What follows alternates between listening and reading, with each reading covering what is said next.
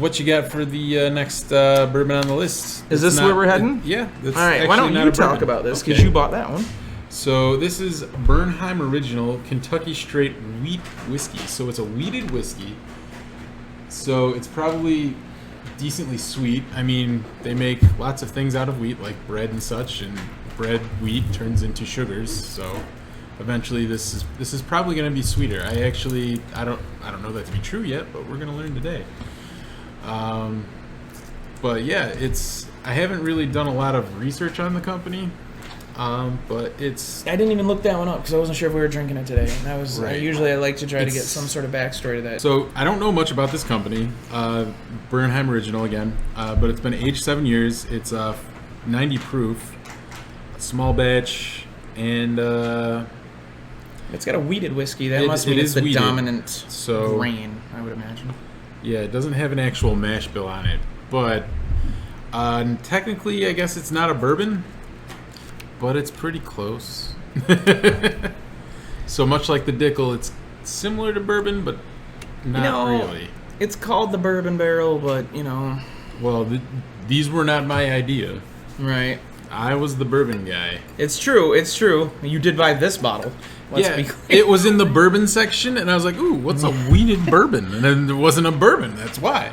Apparently you don't shop for bourbon when you're drinking. I think I knew that the Dickel wasn't a bourbon like a few days ago or something after looking at the thing, considering that we might taste it, and I didn't realize until then, but it's my fault for not looking at it more. I still don't know why it's not. There's nothing on the bottle to suggest Dickel isn't.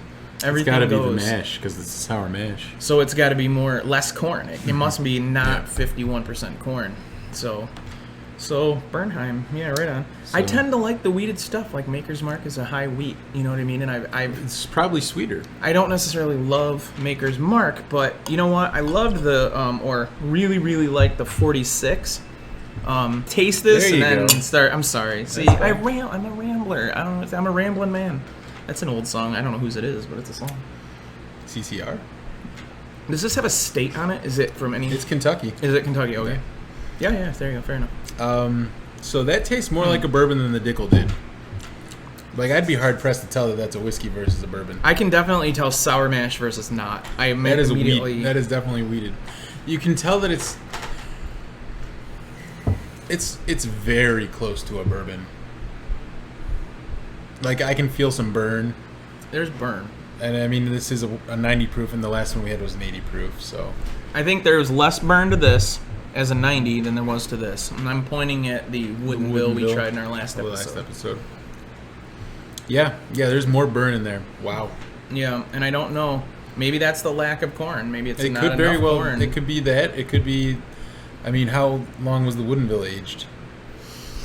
It's a hell of a question. Let me check, neat. You remember all that? And you got wood from the 90s.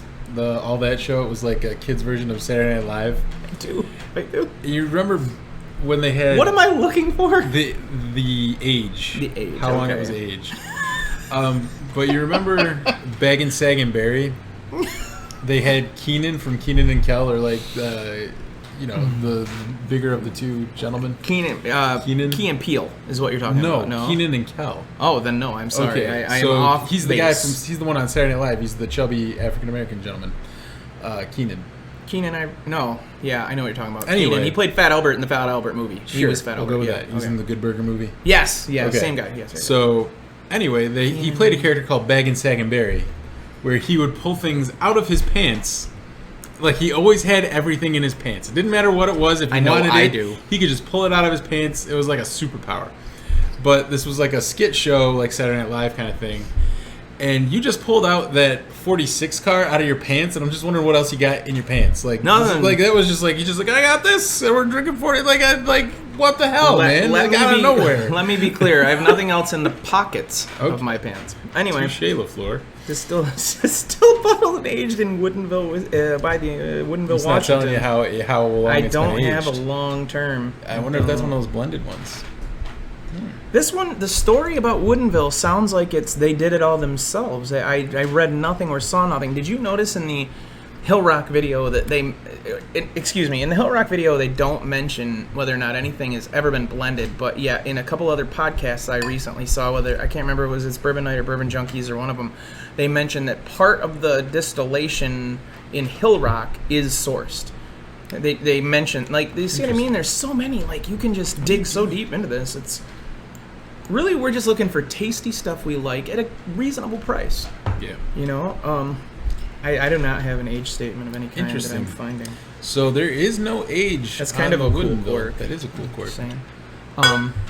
Cheers to Bernheim, said Woodinville. Yeah. So there's definitely more of a burn. If I had to put a number on it, I'll tell you. We're Bernheiming numbers? Yeah, that's what I meant. Sure. I feel like this hasn't been like an hour's worth of this. Maybe I needed more time to get into it. I should have. Yeah. I don't know. Oh, man. What did it cost? You bought that one. That one, I think, was about 30 something, 30 and change. It was a 90 proof. I can't. 35, somewhere in there. 527. So I'm going to put it in my personal. I mean, you already wrote. I'm pretty sure. I did. I wrote the hell out of it. He really puts pen to paper, like hard. Could have written the Constitution if I'm they'd gonna go let me. ahead and save 3.1 because I feel like it's closer to Woodinville than the Dickel. Interesting. And it's 90, so I don't. So I had 2.7.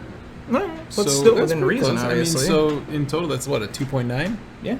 Yeah, right around that 3 mark. So we'll eventually have something where you can see it or whatever. But again, we reserve the right to change. Excel sheet up. You know, the things what'd you say? So we could put up like an Excel sheet with all our numbers. Well, see, I said we should have a whiteboard that you could just easily like put down. I am not a teacher, sir. I don't have whiteboards just willy-nilly. Listen, if you can buy whiskey that's not bourbon because you think it's bourbon, you can grab you a whiteboard. I could buy a whiteboard. I don't give a shit about the whiteboard. This is, you like it. Anyway. So, with that, we should move on to the piece de resistance. Yeah.